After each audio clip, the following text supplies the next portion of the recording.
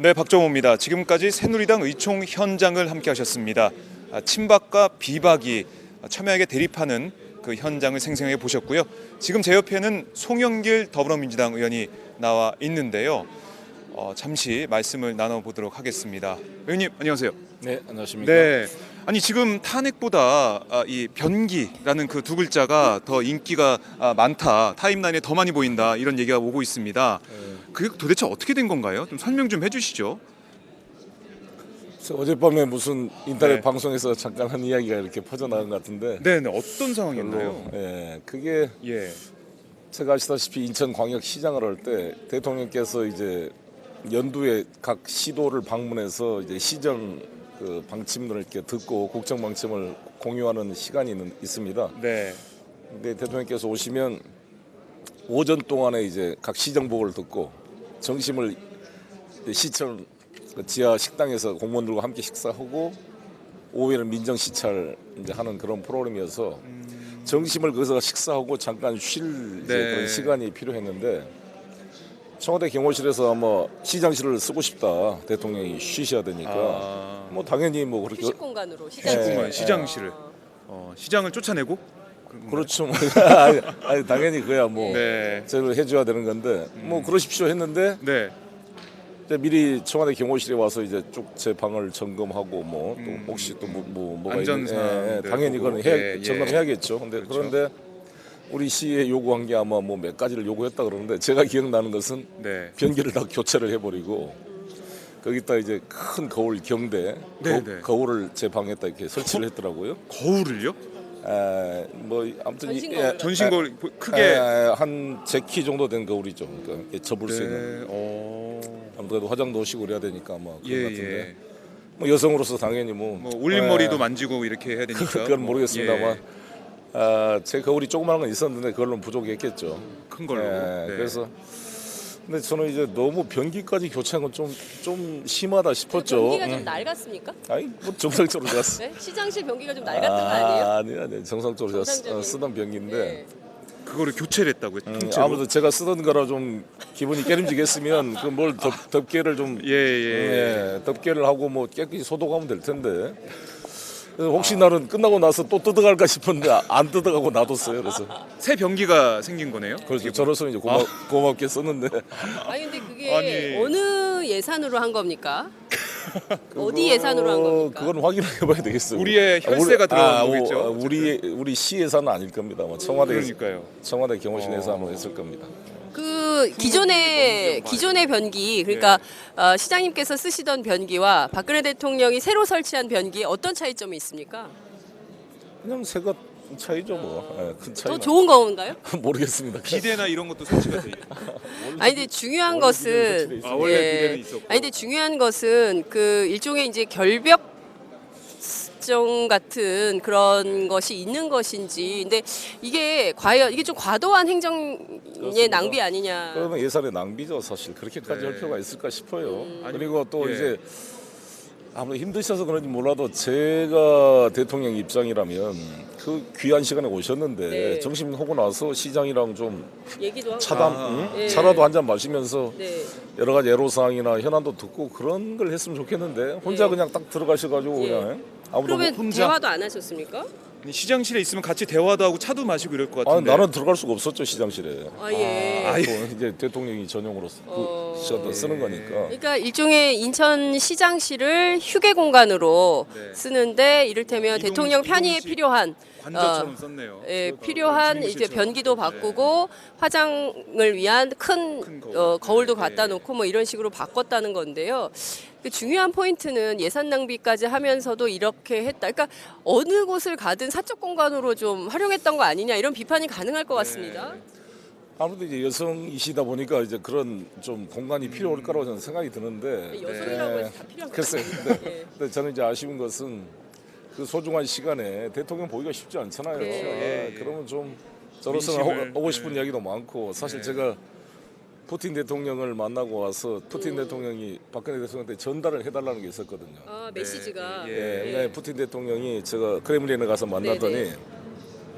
메드베데프와 그 이명박 대통령이 합의한 그 시베리아 네, 가스관 네. 문제에 대해서 아주 적극적이더라고요. 그래요? 네, 이게 푸틴이 사실 저같이 외국 지방정부 대표를 크레물린으로 초청해서 훈장을 주는 것도 이례적이었는데 훈장 주고 사진 찍고 그냥 가는 게 아니라 예. 한 30분 정도 정상회담을 하자고 이야기를 했어요. 예. 그래서 푸틴이 그 전달하고 싶었던 메시지가 예, 있었던 그 이타르타스 거네요. 통신 그 사장 그 이그나텐코가 나한테 아주 이례적인 일이다 그러는데 저한테 뭐라고 이야기하냐면 이 MB와 메드베토프가 합의한 거를 꼭 실현하고 싶다. 그래서 박근혜 당선자에게 꼭 전달을 해달라. 예. 아마 그만큼 가스값이 떨어져 가니까 그로서는 이제 사실 이게 아주 중요했어요. 그래서 경제적으로. 저는 이게 아주 좋은 계기다. 더구나 박근혜 대통령이 뭐 유라시아 이니셔티브 뭐 이런 이야기를 판에 그래서 그때 유일호 지금 경제부총리가 그때 당선자 비서실장이었는데 몇 번 독대 요청을 했어요.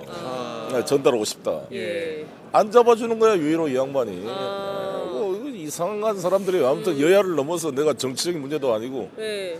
나라를 위한 문제면 예. 같이 좀 예.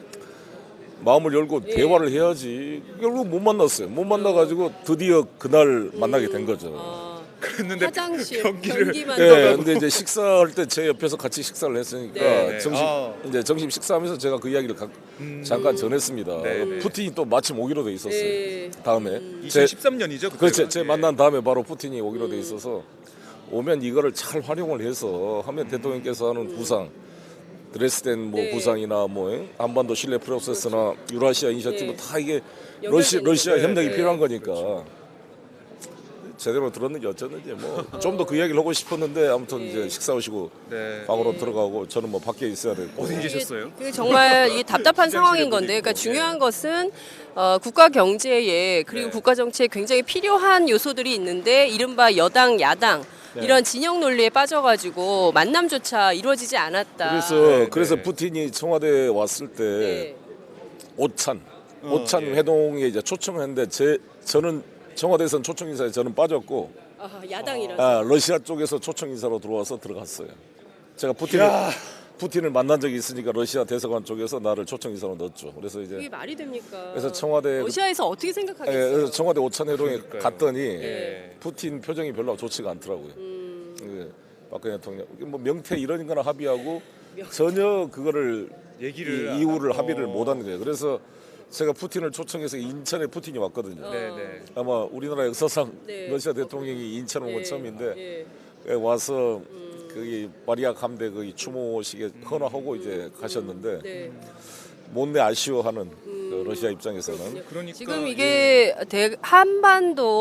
한반도의 어찌됐든 가장 중요한 운명, 우리 경제를 어떻게 우리 경제의 활로는 결국에는 통일을 통해서 중국 거쳐 러시아까지 그럼요. 이런 경제 활력을 그렇습니다. 찾아야 되는데 그 그렇습니다. 문제에 대해서 이렇게 간과하는 대통령이었다. 글쎄 지금 시진핑보다는 어떻게 보면 푸틴이 더 김정은을 설득하는 데 중요한 위치에 있거든요. 근데 저는 이제 다른 건 몰라도 박근혜 대통령께서 말씀이 안 했으면 모르지만 유라시아 이니셔티브라고 막 거창한 맞아요. 네. 프로젝트는 절대적으로 러시아 협력이 필요한 사안인데 말만 하고 그런 계기를 놓친다는 게 좀 아쉬웠습니다. 그러니까 이번에 참 저희가 변기를 시작으로 해서 북방 경제, 유라시아 접근까지 해보게 되는 건데요. 이제 중요한 포인트는 그건 것 같습니다. 지금 이제 탄핵을 앞두고 있는 이런 상황인데요. 이번에 박근혜 대통령 가결이 되겠죠? 오늘 아침에 제가 또 목욕탕에 가서 네. 그 목욕탕에서 여야 의원들이 만난다고 네. 하더라고요. 비박 욕탕 정치. 김학용 의원님을 만났더니 뭐 잘 될 거라 그러시고 예. 또 오다가 엘리베이터에서 정우택 의원 지금 친박 의원인데 네네. 만났더니 거기도 잘 될 거라 그래서 비박 친박 다 잘 될 거라 그래서 함께 한 목소리를 잘 될 내고 걸로 있는. 좀 기대를 하고 있습니다. 끝으로 우리 국민들께 지금 뭐 다들 가슴이 오그라드는 심정으로 생방송들을 다들 켜고 계십니다. 오늘 이상이 함께 도대체 어떻게 결론이 날 것인가 다들 가슴을 졸이고 있는 이 상황인데 우리 국민들께 한 말씀 하시죠. 이거 꼭 좀 보여주고 싶은데 이왕 오신 김에 네네. 여기 국회 로텐다월에 오른쪽에 보면 저 대한민국 헌법 재헌헌법 전문이 나와 있습니다. 전문 내용을 저는 새누리당 의원들이 꼭 한 번씩 읽어보라 그러는데 저게 보면 김인현 사빈운동으로 독립된 대한민국을 이제 재건한다 이렇게 돼 있어요. 이제 재건하는 겁니다. 이게 그래서 대한민국을 48년을 건국절이라고 말하는 것을 근본적으로 재헌헌법 전문이 부정하고 있습니다. 저는 이제 3.1운동으로 우리가 조선 왕조를 부활한 것도 아니고 대한제국을 부활한 것도 아니고 대한민국이라는 민주공화국을 설립한 겁니다. 임시정부에서. 네. 마찬가지로 저는 제2의 3.1운동이라고 부를 수 있는 이 촛불운동으로 네. 우리 대한민국을 여왕의 나라, 공주의 나라, 국민을 개돼지로 보는 나라가 아니라 국민이 주인되는 진정한 민주공화국으로 다시 재창조하는 것이다라고 생각하고 네. 그 첫 걸음을 오늘 시작한다 이렇게 저는 생각을 합니다. 아무튼 저희가 최선을 다해서 국민의 뜻을 받들도록 하겠습니다. 네, 네. 감사합니다. 네, 고맙습니다. 말씀 잘 아, 들었습니다. 네, 송영길 의원님의 말씀을 좀 들어봤습니다.